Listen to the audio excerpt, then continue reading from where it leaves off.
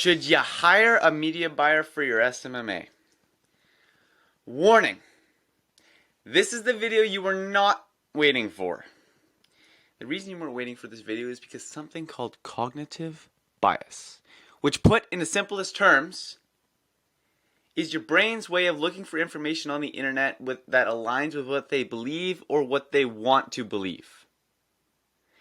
And the reason I'm bringing this up is because when you are starting your SMMA, you're gonna believe that the easier thing to do, or believe that what you want to do is go and outsource your media buying because you don't know how to do it and you don't want to deal with the problem. So you'd rather just, find somebody who already does. Oh, and then you can also leverage their case studies. Well, that's unethical, so don't do that.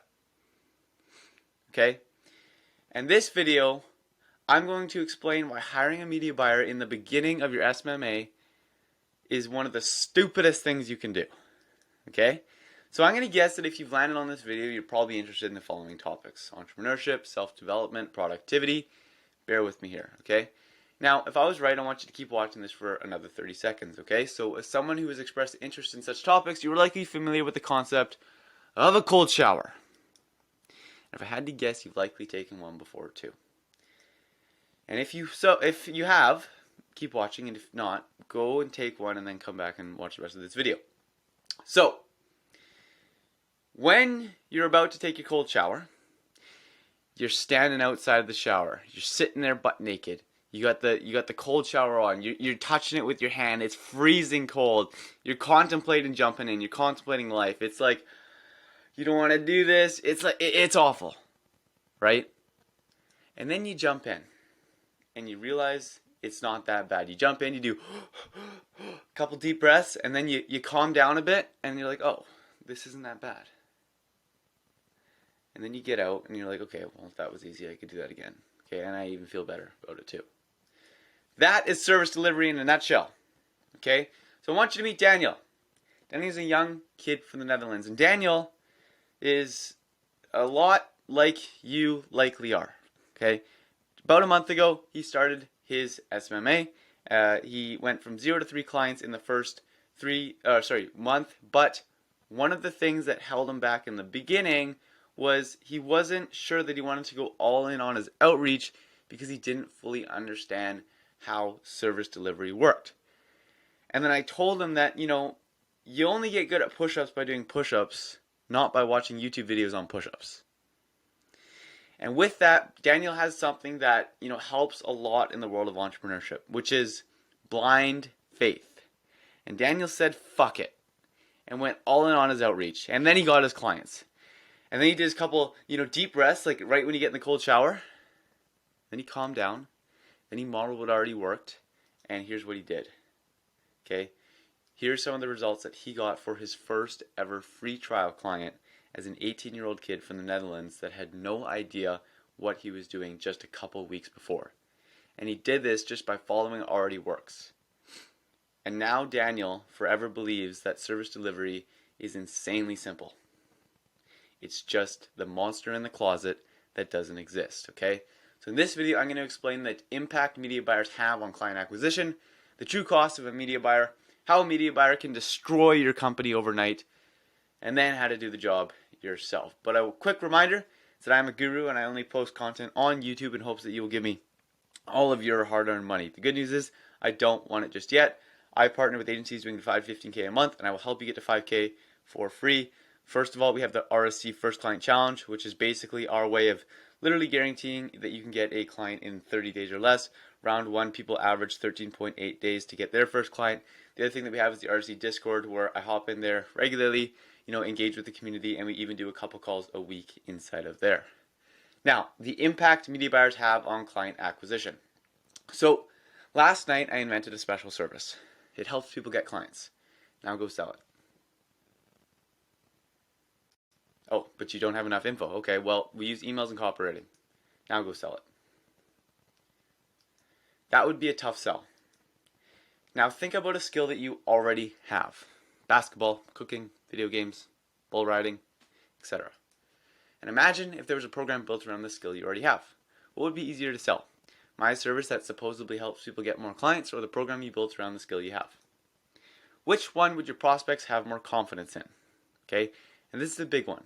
You know, the prospects that you are talking to, when you show up on the Zoom call and you have, you know, a script on one half of the screen, you have the prospect Zoom on the other half of the screen, and you're going through this script that you watched off of some YouTube video and some guru while you try and sell the media buyer services that you have no idea about, your prospect knows. Your prospect has been in business for 5, 10, 15, 20 years longer than you have. Okay? They've talked to people who know what they're talking about, and they talk to people who don't. And the second you do that, you're instantly put into the bucket of, this guy doesn't know what he's talking about, and you're done and dusted. Okay? You trying to sell your media buyer services is the exact same thing here. So, getting into the true cost of a media buyer. I semi-frequently get asked this question. Dylan, should I pay my media buyer $500 or 50% commission?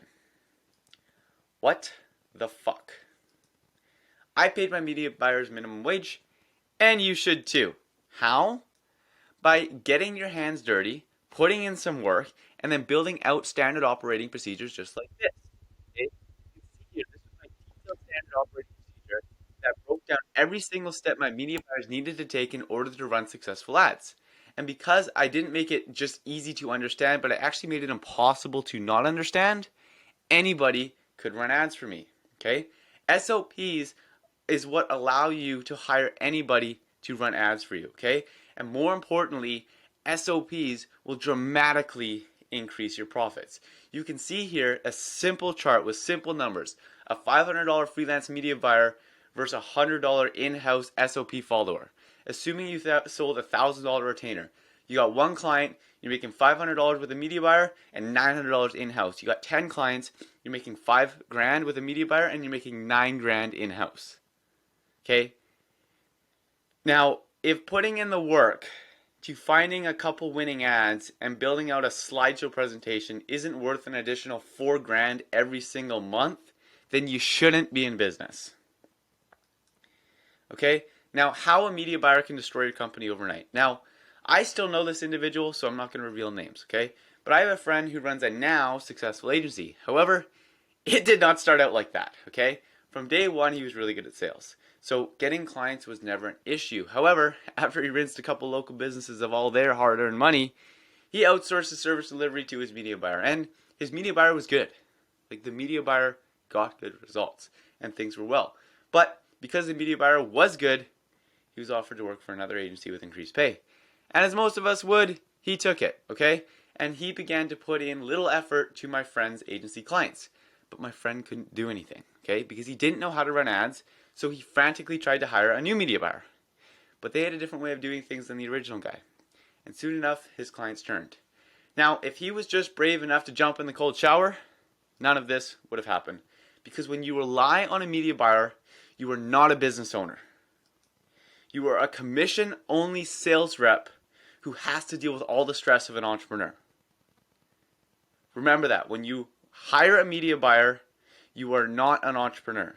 You are a commission-only sales rep who has to deal with all the stress. While your media buyer, CEO, rests peacefully at night. Now, if that's not fucked up, I don't know what is. Okay? Lastly, how to do the job yourself. So, I have a detailed video about the lazy way to get insane SMMA client results. I'm throwing it up here. This is where you can see all the sauce as to how to run ads and how to make it almost impossible to run shitty ads for your clients so you can build out these SOPs, so you can increase your profits, so you can have control over your company, and so you can close more deals. So my recommendation for you is to check out this video, and I will see you talking on this video. P.S. I don't have the cowboy hat in this video because it's a little bit older. So, sucks to suck.